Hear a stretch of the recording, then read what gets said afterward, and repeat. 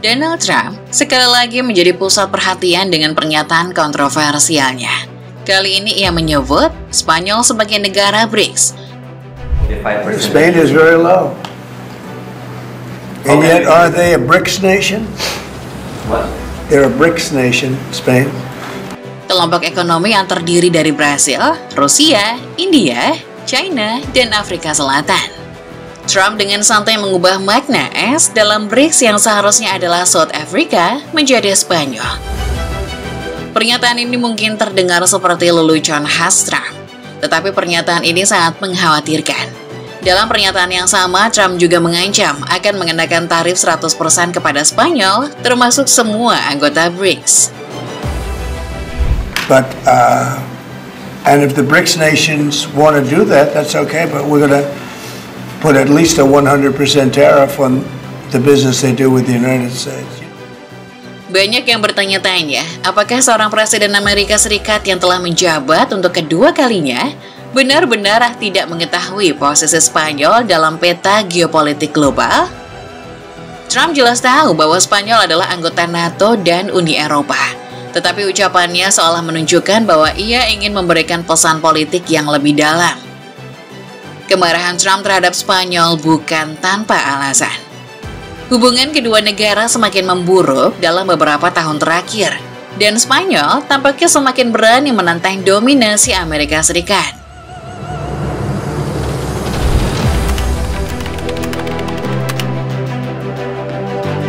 Salah satu alasan utama ketegangan ini adalah kegagalan Spanyol untuk memenuhi target belanja pertahanan NATO sebesar 2% dari PDB. Tahun 2024, Spanyol berada di peringkat terakhir NATO dari 32 negara yang hanya menyumbangkan sebesar 1,28% dari PDB. Alih-alih segera memenuhi targetnya, pemerintah Spanyol justru berjanji akan menaikkan anggaran pertahanan menjadi 2% pada tahun 2029. Padahal, Trump akan menaikkan target baru menjadi 5% dari PDB. Baginya, sikap Spanyol ini menunjukkan kurangnya komitmen terhadap aliansi keamanan yang selama ini didominasi oleh Amerika Serikat. Meski begitu, Spanyol memiliki alasannya sendiri. Ekonomi yang baru bangkit setelah sempat terpuruk akibat pandemi dan perang Rusia-Ukraina menjadi alasannya. Pemerintah Spanyol mengatakan bahwa Spanyol adalah sekutu yang serius, bertanggung jawab, dan berkomitmen dalam NATO yang mendukung kontribusinya terhadap misi dan operasi aliansi. But rest assured that Spain is fulfilled and committed with, we are very committed with this goal to achieve 2% of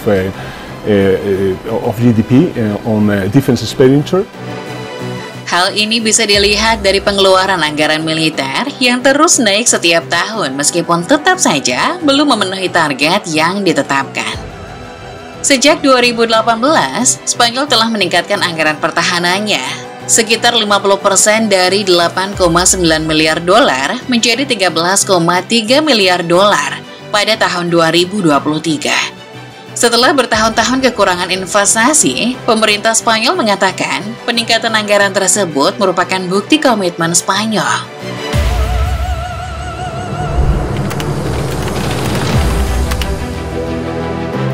Tak hanya dinilai tak niat berkontribusi pada NATO, pemerintah Spanyol juga mendapat kecaman karena kapal-kapal Amerika Serikat yang membawa senjata yang akan dikirim ke Israel ditolak akses untuk berlabuh di Spanyol. Terletak di Cadiz, Pangkalan Angkatan Laut Rota merupakan titik tumpu dalam operasi pertahanan NATO. Saat ini, pangkalan tersebut menjadi rumah bagi 5 kapal perusak kelas Arleigh Burke yang canggih. Rota merupakan pusat perisai rudal Amerika untuk Eropa. Kapal perang Amerika yang ditempatkan di Rota sama sekali tidak menganggur. Misi mereka berkisar dari pertahanan rudal dan pengawasan hingga latihan gabungan NATO dan bahkan bantuan kemanusiaan. Kehadiran mereka di sana bertujuan untuk mencegah potensi ancaman serta menunjukkan bahwa NATO berkomitmen menjaga keamanan bersama. Namun, larangan Spanyol terhadap kapal-kapal tertentu telah mengacaukan fungsi pangkalan tersebut. Dalam satu kasus, kapal Mars Denver yang membawa kargo pemerintah terpaksa dialihkan ke Maroko. Beberapa hari kemudian, Mars Seletar mengalami nasib yang sama. dengan kedua kapal tersebut diduga mengangkut perlengkapan militer yang ditujukan untuk Israel. Keputusan tersebut telah memicu reaksi keras dari Amerika Serikat dengan Komisi Maritim Federal atau FMC mengancam akan memberi tindakan hukuman. Tindakan tersebut termasuk denda jutaan dolar hingga 2,3 juta dolar per pelayaran atau sekitar 37 miliar rupiah dan pembatasan akses kapal-kapal Spanyol ke pelabuhan-pelabuhan Amerika Serikat. Menteri Luar Negeri Spanyol, José Manuel Álvarez, menanggapi kecaman tersebut dengan tegas dan menyatakan, Timur Tengah tidak membutuhkan lebih banyak senjata, melainkan membutuhkan lebih banyak perdamaian. Ini menandai pertama kalinya Spanyol mengambil sikap tegas seperti itu. Ketegangan antara Spanyol dan Amerika Serikat dapat mengganggu perjanjian pertahanan yang telah lama mereka jalankan. Kedua negara telah bekerja sama dalam bidang militer sejak Perjanjian Madrid tahun 1953 yang kemudian diperkuat dalam Perjanjian Pertahanan dan Kerjasama tahun 1988. Perjanjian ini memungkinkan penggunaan bersama pangkalan militer strategis seperti Pangkalan Angkatan Laut Rota di Cadiz dan Pangkalan Udara Moron di Sevilla yang berperan penting bagi operasi NATO dan kehadiran militer Amerika Serikat di Eropa. Pada KTT NATO di Madrid 2022, Spanyol dan Amerika Serikat juga kembali menegaskan komitmen mereka untuk memperkuat aliansi transatlantik. Namun ketegangan terbaru ini beresiko merusak persatuan tersebut. Spanyol bersikeras bahwa sebagai negara berdaulat, mereka memiliki hak penuh untuk menentukan kapal mana yang diizinkan berlabuh di pelabuhannya. Sikap ini sejalan dengan beberapa keputusan sebelumnya, di mana Spanyol menolak akses kapal-kapal Amerika Serikat dalam kondisi tertentu. Salah satunya yang terjadi pada tahun 1988. Pemerintah Spanyol menolak permintaan kapal perang USS Missouri BB-63 untuk berlabuh di pelabuhan Rota. Keputusan ini dipicu oleh protes publik dan kebijakan Spanyol yang menolak kehadiran kapal bertenaga nuklir di perairannya.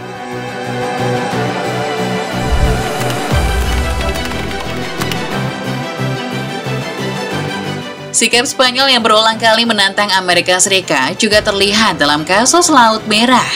Ketegangan di Laut Merah akibat serangan kelompok Houthi Yaman terhadap kapal-kapal komersial telah mendorong Amerika Serikat untuk menggalang dukungan internasional guna mengamankan jalur perdagangan global. Pada Desember 2023, Amerika Serikat meminta Spanyol untuk bergabung dalam operasi patroli keamanan maritim guna merespon ancaman ini. Serangan Houthi terutama menargetkan kapal-kapal yang diduga memiliki hubungan dengan Israel, menimbulkan risiko besar terhadap stabilitas perdagangan global. Namun, Spanyol menolak permintaan tersebut. Menteri Pertahanan Spanyol menegaskan bahwa negaranya lebih memilih berpartisipasi dalam operasi yang dipimpin oleh NATO atau Uni Eropa daripada bergabung dalam misi yang diprakarsai secara sepihak oleh Amerika Serikat. Keputusan ini bukan karena kurangnya kemampuan militer, melainkan sebagai bagian dari kebijakan luar negeri Spanyol yang menekankan koordinasi dalam kerangka aliansi yang melibatkan banyak negara. Selain Spanyol, negara-negara besar Eropa lainnya, termasuk Italia dan Prancis, juga mengambil sikap serupa. Akibatnya, hanya Amerika Serikat dan Inggris yang secara aktif menjalankan operasi militer di Laut Merah, sementara negara-negara lain memilih menahan diri dan menimbang dampak jangka panjang dari keterlibatan dalam konflik ini. Menurut laporan media Spanyol, ketidakstabilan di Laut Merah dapat menimbulkan dampak ekonomi yang besar bagi Eropa, termasuk Spanyol.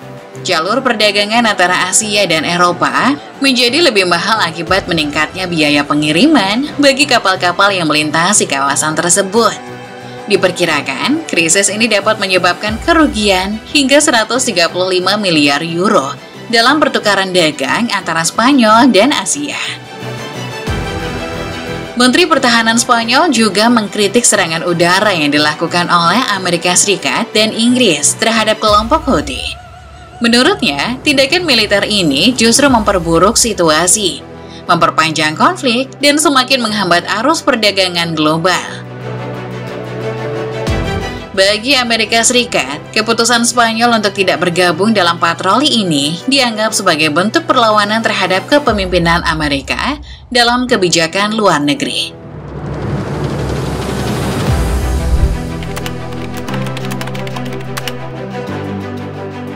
Ketegangan antara Spanyol dan Amerika Serikat bukan hanya soal militer dan geopolitik. Pemerintah Spanyol juga semakin vokal dalam menolak dominasi teknologi Amerika Serikat, terutama yang berasal dari lembah Silikon. Google, Apple, Meta, dan raksasa teknologi lainnya sering dikritik oleh Uni Eropa karena praktek bisnis mereka yang agresif dan dugaan eksploitasi data pengguna. Spanyol menjadi salah satu negara Eropa yang paling lantang dalam menentang kebijakan perusahaan-perusahaan teknologi Amerika Serikat. Pemerintahnya menuntut regulasi yang lebih ketat terhadap perusahaan-perusahaan ini yang dianggap merugikan ekonomi digital Eropa. Bahkan, Spanyol secara terbuka menyebut teknokrasi lembah Silikon sebagai ancaman bagi kedaulatan digital Uni Eropa. Ketidakharmonisan hubungan ini bukanlah sesuatu yang baru.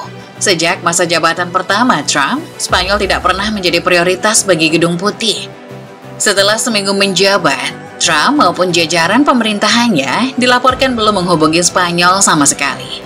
Hal serupa kembali terulang pada masa jabatan kedua. Utusan Trump, Marco Rubio, telah berbicara dengan Menteri Luar Negeri negara-negara Baltik dan Polandia.